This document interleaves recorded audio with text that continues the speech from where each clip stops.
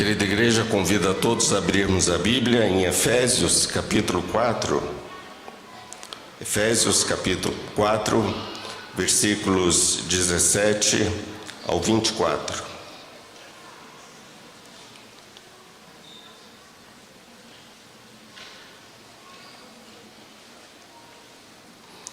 Efésios 4, 17 a 24. Acompanhe a leitura. Título do nosso editor é A Santidade Cristã Oposta à Dissolução. A palavra do Senhor nos diz: Isto, portanto, digo e no Senhor testifico, que não mais andeis como também andam os gentios, na vaidade dos seus pensamentos, obscurecidos de entendimento, alheios à vida de Deus por causa da ignorância em que vivem e pela dureza do seu coração, os quais, tendo-se tornado insensíveis, se entregaram à dissolução para com avidez cometerem toda sorte de impureza.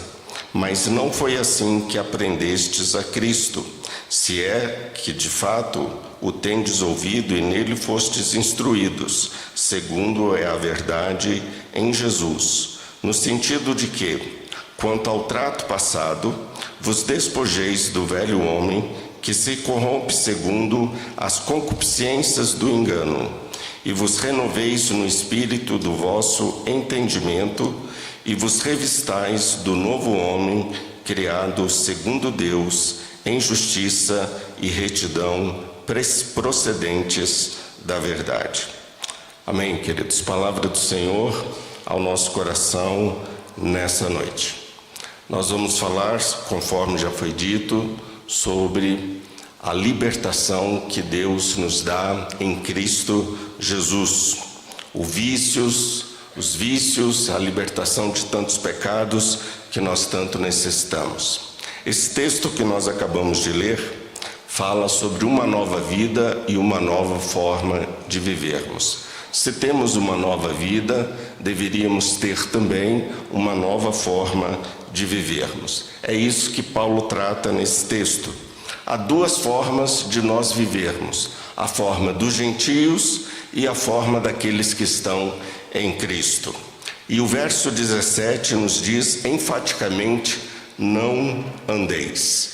O não aqui é enfático.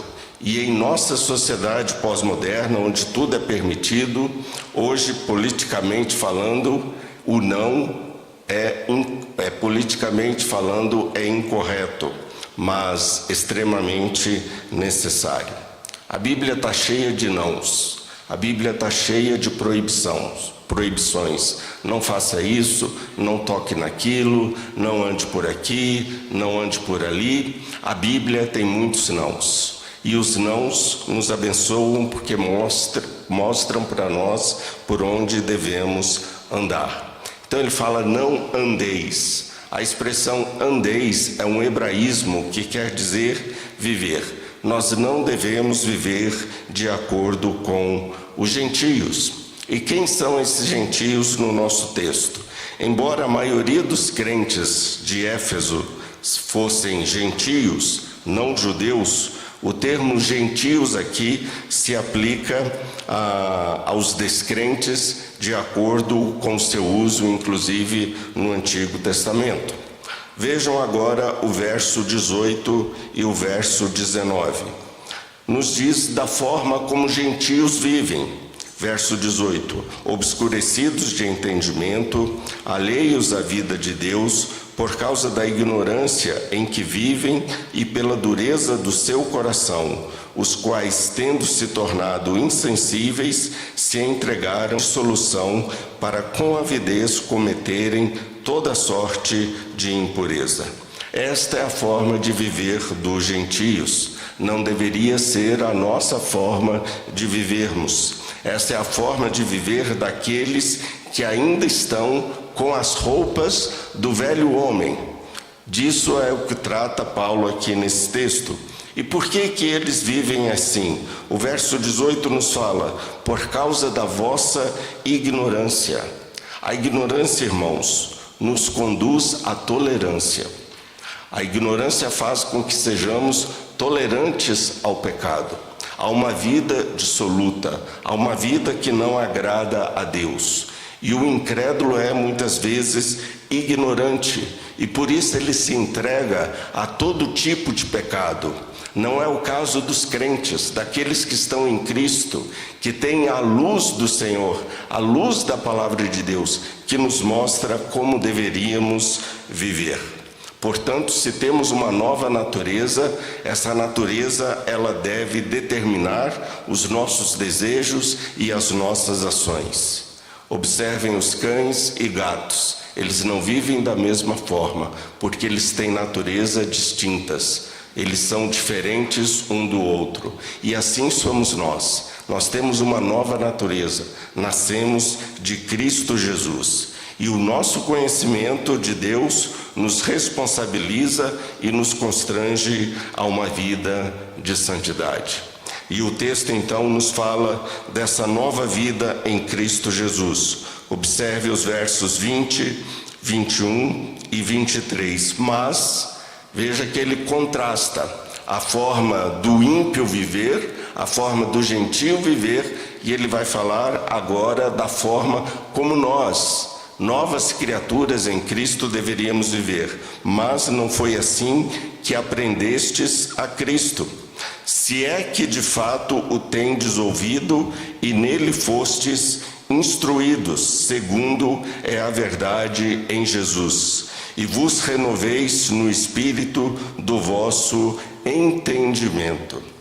Como aparece também em Romanos 12, verso 1, sobre a renovação da nossa mente. E espírito aqui pode se referir ao espírito humano sendo renovado, ou também ao Espírito Santo que está fazendo em nós esta renovação. O verso 22 nos diz, no sentido de que, quanto ao trato passado, vos despojeis do velho homem. Então observem que tem uma roupa que é do velho homem, que diz respeito a uma vida passada que vivíamos antes de nos encontrarmos com Cristo, que nos diz que esta roupa do velho homem, ela se corrompe, e este homem se corrompe segundo as concupiscências do engano. O uso de Paulo aqui sobre vestimentas é extremamente importante. Ele fala das vestes do velho homem e as vestes do novo homem. Ele fala então que o novo homem, ele tem vestes novas, ele é uma nova criatura em Cristo. O que eu vou falar aqui, eu devo muito aos estudos de um teólogo, Dr. Bernard Rey, que escreveu um livro chamado Nova Criação em Cristo no Pensamento de Paulo.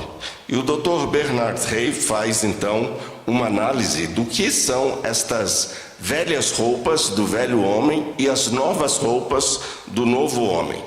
Se você encontrar aí na sua Bíblia, 2 Coríntios 5,17, em 2 Coríntios 5,17, Paulo diz, e assim, se alguém está em Cristo, é nova criatura. Na nossa Bíblia está criatura. Em algumas Bíblias aparece criação. E criação aqui é preferível em relação ao original grego. É uma nova criação de Deus. As coisas antigas já se passaram, eis que se fizeram novas. O que é capaz de nos dar uma nova vida, uma nova natureza e nos libertar dos pecados que tenazmente nos assedia? Temos aqui a doutrina da nova criação.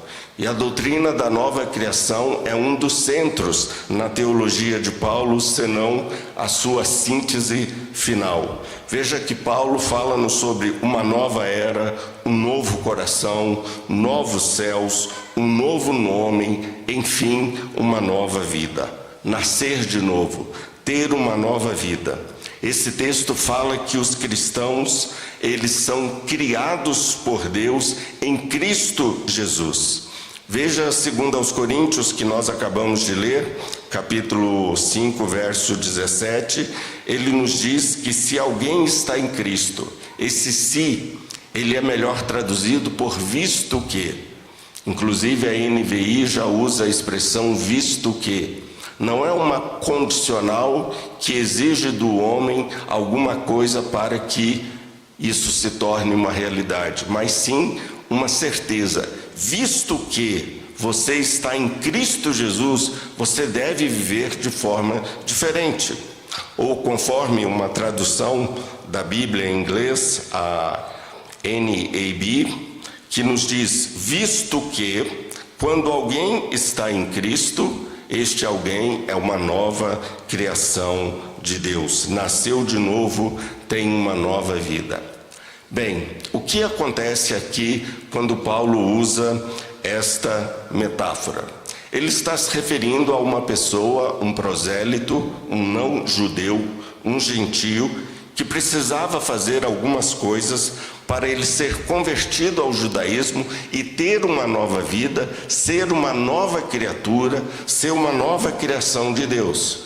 Portanto, para um gentio, um prosélito, para ele se tornar um judeu, um religioso, um converso ao judaísmo, ele precisava fazer 3 coisas. Ele precisava levar uma oferta ao templo, um sacrifício, ele precisava ser circuncidado e ele precisava então ser batizado. É isso que Paulo está se referindo aqui quando ele faz o uso dessa expressão das vestes do velho homem e das vestes do novo homem. Paulo usa essa expressão de nos vestir e de nos despir em Romanos, em Efésios 4:24, aonde Paulo fala: e vos revistais do novo homem, criado segundo Deus, em justiça e em retidão, procedentes da verdade. Então observe, o gentio, o pecador, vai ao templo, oferece a Deus um sacrifício, uma oferta, e depois também ele tem que ser circuncidado e por fim ele então é batizado. Como é que acontece esse rito? Naquela época haviam tanques batismais chamados mikeve, e esses mikeve eles eram estreitos, tinha uma escadinha por onde o gentio descia, ele então ficava no meio. A água tinha que cobrir todo o seu corpo, nenhuma parte do seu corpo podia ficar sem água. Ele então se auto-batizava, ele imergia naquele tanque e depois subia.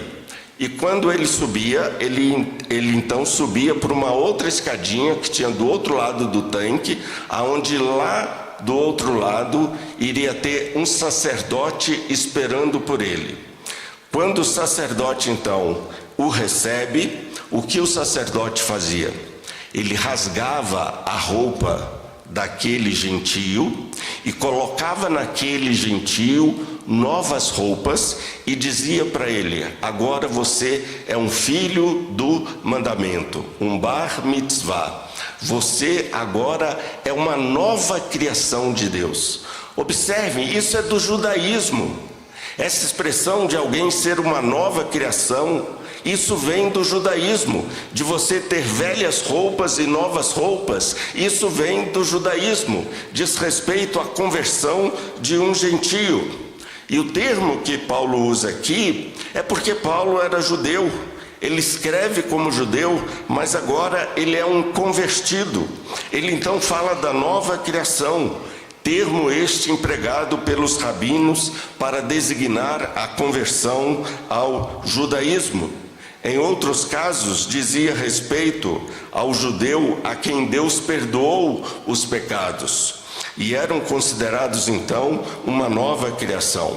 Esse batismo não era apenas um batismo de purificação, mas era um batismo de iniciação. E com o batismo, o convertido fazia então, a partir daquele momento, da sua existência, uma nova criação de Deus. Ele já não tinha mais nada a ver com o seu passado, com a sua existência gentílica, e já não contava mais. Por isso que Paulo fala que quando estamos em Cristo, as coisas velhas se passaram, eis que tudo se fez novo. Paulo tira isso do judaísmo. Só que Paulo, assim como no judaísmo, nos mostra uma ruptura radical com o passado.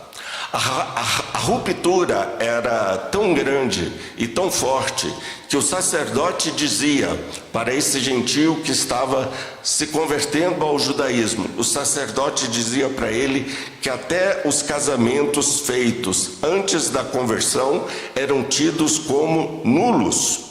Assim, nesse caso, um convertido podia inclusive tomar como uma de suas esposas uma parente sua, porque os laços de parentesco de antes, do passado, eram completamente abolidos. De fato, aquele gentio se tornava uma nova criatura, uma nova criação de Deus. E os rabinos diziam que isso podia ser comparado a um recém-nascido. Olha que interessante. Veja como isso joga luz para nós entendermos os escritos paulinos. Veja quando Jesus diz para Nicodemos, lá em João 3,3, Nicodemos, importa que você nasça de novo. Mas Nicodemos era judeu, ele já tinha passado por esse rito do batismo, ele já era uma nova criação de Deus. Mas Jesus diz para ele, importa que você nasça de novo. E por que Jesus está dizendo isso para Nicodemos? Não é um rito, irmãos. Não é uma cerimônia, não são mandamentos, não é a lei que proporciona a nós um novo nascimento, senão o próprio Cristo. Por isso que Paulo fala, se alguém está em Cristo, não é se alguém é batizado e ouve a voz do sacerdote dizendo que ele é uma nova criação. Não, Paulo diz, se alguém está em Cristo, aqui é o Paulo judeu, é o rabino Paulo falando, como um cristão, se alguém está em Cristo, só em Cristo, ele é uma nova criação de Deus, porque só Jesus pode nos dar uma nova vida e uma nova forma de vivermos. Agora veja aí na sua Bíblia o verso 22 e o verso 24, como isso então faz sentido para nós. O verso 22 nos diz, no sentido de que, quanto ao trato passado, vos despojeis, tirem a velha roupa, a roupa que caracteriza o velho homem que se corrompe segundo as suas concupiscências do engano. Veja o verso 24, e vos revistais, tirem a velha roupa, mas coloque outra. Coloque as roupas novas do novo homem, criado segundo Deus, em justiça e retidão procedentes da verdade. Queridos, que nova roupa é essa? Essa nova roupa é Cristo Jesus. Paulo fala em Romanos 13,14, mas revestivos do Senhor Jesus Cristo. Devemos nos vestir de Cristo. Como nós vencemos os vícios? E muitos cristãos têm vícios, pecados que precisam ser vencidos. Os vícios são chamados também, tecnicamente, de adicções. Tem um livro muito interessante do pastor Kent Dunnington. O título do livro é Vício e Virtude, a adicção sob uma nova perspectiva teológica. Ele argumenta que o vício é, na verdade, uma espécie de adoração falsificada. Uma espécie de adoração falsificada. O vício é idolatria, porque é pecado, e pecar é uma traição do nosso amor que nós devemos só a Deus. O vício é uma idolatria. O teólogo e pastor Eduardo Welch, conselheiro bíblico, escreveu um livro que nós recomendamos à igreja, chamado Hábitos Escravizadores. Hábitos escravizadores. Ele afirma que os vícios, na sua essência, é idolatria. E ele nos diz que o vício é uma desordem na adoração. Nós somos seres adoradores. Só que quando o homem não adora o verdadeiro Deus, ele vai adorar falsos deuses. Pode ser o dinheiro, o sexo, o fumo, a bebida, as drogas, mas o homem, ele é um ser adorador. Ou ele se torna um idólatra, ou ele se torna um adorador do verdadeiro Deus. Esse teólogo, então, Kent Dunnington, ele nos fala também que uma pessoa, ela se envolve com os vícios ou com comportamentos adictos por várias razões. Muitas coisas levam uma pessoa ao pecado e aos vícios. E ele fala a rejeição, a perda de um filho, a negligência familiar, um trauma sexual, a opressão, o divórcio, o desemprego, a depressão, crises de identidade relacionadas à raça, gênero, à sexualidade e vários outros motivos que podem levar uma pessoa a uma vida de vícios e de pecado. Só que nós sabemos, irmãos, que a solução para todos esses problemas não está no vício, não está numa vida de pecado, mas está em Cristo Jesus. O Dr. Edward Welch, no seu livro, nos diz que o vício está inseparavelmente ligado ao relacionamento do homem com Deus. Ou seja, a solução do problema está em um homem estar bem com Deus. Se o homem está bem com Deus, ele não vai se entregar ao pecado e aos vícios. Como argumenta o teólogo Kent Dunnington, não podemos reduzir o vício a uma doença. Muitos acham que o vício, a adicção, é uma doença. Mas ele fala, não podemos reduzir o vício a uma doença, pois quando fazemos, isto está fadado ao fracasso, pois o vício é procedente de uma ação voluntária, de um hábito. É um pecado. A Bíblia chama isso de pecado. E ele fala que isso é um hábito. O hábito são as nossas escolhas. Há um livro interessantíssimo, talvez alguns aqui já leram, chamado O Poder do Hábito. O Poder do Hábito, de Charles Duhigg. Charles Duhigg, ele não é cristão, até onde eu sei, mas ele escreveu esse livro maravilhoso chamado O Poder do Hábito. E Charles Duhigg, ele afirma que a maioria das escolhas que nós fazemos a cada dia pode parecer fruto de decisões tomadas com bastante consideração, porém não é. Elas são hábitos. Hábitos. Nós somos feitos de hábitos. O escritor Stephen Richards Covey, ele foi um escritor estadunidense, autor de um best-seller administrativo chamado Os 7 Hábitos das Pessoas Altamente Eficazes. E o Stephen Richards, ele nos diz, plante um pensamento, colha uma ação. Plante uma ação, colha um hábito. Um hábito, plante um hábito, colha um caráter. Plante um caráter, colha um destino. Que coisa interessante, o hábito cria em nós um caráter, a nossa cara, nós somos feitos de hábitos. O filósofo William James, no final do século XIX, ele afirma que toda a nossa vida, na medida em que ela se forma e ela é definida, esta vida não é nada mais além do que uma massa de hábitos. E nesse livro do Duhigg, O Poder do Hábito, ele afirma que tudo começa com um pensamento. Mas nós sabemos que a nossa mente, ela precisa ser renovada por Cristo. Os homens lá fora sabem por onde que andam os nossos hábitos, pela nossa mente, pelo nosso pensamento. Ele nos diz que quando os nossos hábitos mudam, o nosso cérebro também muda. Por isso que precisamos ter uma nova mente, uma mente renovada por Deus. Somos uma nova criação de Deus com uma nova mente.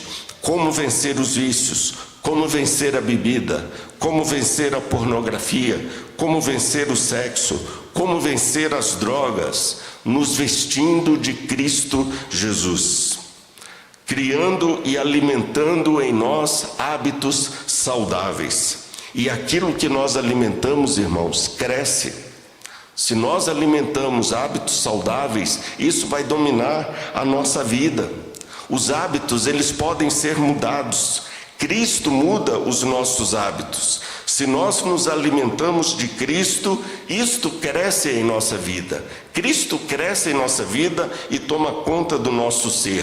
Cristo molda o nosso caráter. E a pergunta que o texto nos levanta é: qual a roupa que tem nos vestido? De qual roupa nós temos nos vestido? Quais roupas têm nos identificado? Quais são os seus hábitos? O que tem formado o seu caráter? Você é escravo do quê? Os hábitos, irmãos, eles nos escravizam. Por isso que precisamos pedir a Deus misericórdia. Deus, mude esses hábitos escravizadores que eu tenho, como diz o pastor Eduardo Welch, hábitos que nos escravizam. Agostinho fala algo muito interessante sobre esses hábitos escravizadores. Olha o que Agostinho nos diz. Ele fala assim, Agostinho dizendo: eu era impedido por grilhões alheios, mas por minha própria vontade férrea. O inimigo dominava-me o querer e forjava uma cadeia que me mantinha preso. Da vontade permissiva nasce a paixão. Seguindo a paixão, adquire-se o hábito. E não resistindo ao hábito, cria-se a necessidade. E com essa espécie de anéis entrelaçados, por isso falei de cadeia, conclui Agostinho, mantinha-me ligado à escravidão. Que coisa interessante. Agostinho dizia que ele era escravo dos seus hábitos. Mas a Bíblia nos diz que nós devemos ser escravos de Cristo. Romanos 1:1, Paulo começa Romanos dizendo: eu, Paulo, escravo de Jesus Cristo. Paulo fala em 1 Coríntios 7:22, aquele que era livre quando foi chamado, agora é escravo de Cristo. Todos os homens são escravos. A questão é: quem é o nosso Senhor? O judeu é escravo, o gentio é escravo, e nós cristãos também somos escravos. Ou nós somos escravos da lei, conforme Paulo fala dos judeus, ou somos escravos do pecado, conforme Paulo fala dos gentios, ou somos escravos de Cristo. Todo homem, todo ser humano é escravo. A questão é: quem é o nosso Senhor? João 8:34, Jesus diz: em verdade vos digo, que todo o que comete pecado é escravo do pecado. De quem você é escravo? Do dinheiro, das drogas, da bebida, do sexo, do seu trabalho, seus títulos? Do que você é escravo? De Cristo Jesus? Do Ring, nesse livro O Poder do Hábito, ele nos diz que não tem nada que você não possa, não tem nada que você não possa se você criar hábitos certos. Os hábitos certos, eles nos mudam, mas nós sabemos que só Cristo Jesus pode criar em nós hábitos certos, hábitos saudáveis. Quero concluir essa nossa meditação fazendo algumas perguntas aos irmãos. O que você tem feito para ter uma nova vida? Se nascemos de Cristo, se alguém está em Cristo, visto que alguém está em Cristo, ele é uma nova criação de Deus. Ele tem uma nova natureza. Ele deve viver de acordo com essa natureza. O que você tem feito para ter uma nova vida? Academias, filosofias, misticismo, etc.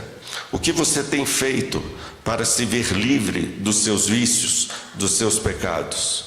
Lembrem-se, só Jesus pode nos dar uma nova vida. Só Jesus pode nos vestir com vestes novas para fazer de nós uma nova criação. Lembram do que um gentio precisava fazer para ele ser um converso? Ele tinha que entregar uma oferta no templo, um sacrifício, ele tinha que ser circuncidado e ele tinha que ser batizado. Veja como isso aponta para Cristo Jesus. O gentio tinha que fazer um sacrifício. Todo sacrifício Jesus já fez por nós. Ele é a nossa oferta. O gentio tinha que ser circuncidado. Colossenses 2:11 fala que nós fomos circuncidados não por intermédio de mãos, mas no despojamento do corpo da carne, que é a circuncisão de Cristo. E ele precisava ser batizado. E Romanos capítulo 6 fala que nós já fomos batizados em Cristo Jesus. Tudo que nós precisamos para ser uma nova criação, nós encontramos em Cristo Jesus. Se alguém está em Cristo, é uma nova criação. Para quem está batizado em Cristo, as coisas velhas ficaram para trás e eis que tudo se fez novo. E quem diz isso para nós é o próprio Deus, não é o rabino, não é o sacerdote, é Deus. A doutrina judaica, ela tinha dois aspectos muito interessantes em relação ao novo nascimento, à nova criação.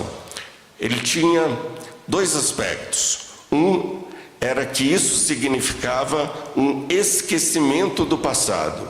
E em segundo lugar, significava uma reconciliação com Deus. A lei não podia reconciliar o homem com Deus.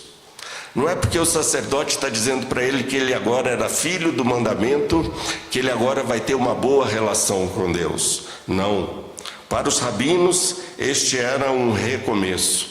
Mas Jesus nos chama para um recomeço nele, em Cristo, e em Cristo termos uma nova forma de viver. E Jesus quer fazer de nós uma nova criação. Igreja, só Jesus pode fazer com que você rompa com o passado, com o pecado, com os vícios. Só Jesus pode perdoar os nossos pecados. Só Jesus pode nos dar uma nova vida. Só Jesus pode nos libertar dos nossos vícios. Só Jesus pode nos dar vestes novas. Só Jesus pode de fato nos dar um recomeço. Portanto, amada igreja, deixe Jesus ser o Senhor da sua vida. Que Deus abençoe a todos e aplique a sua palavra aos nossos corações. Shalom.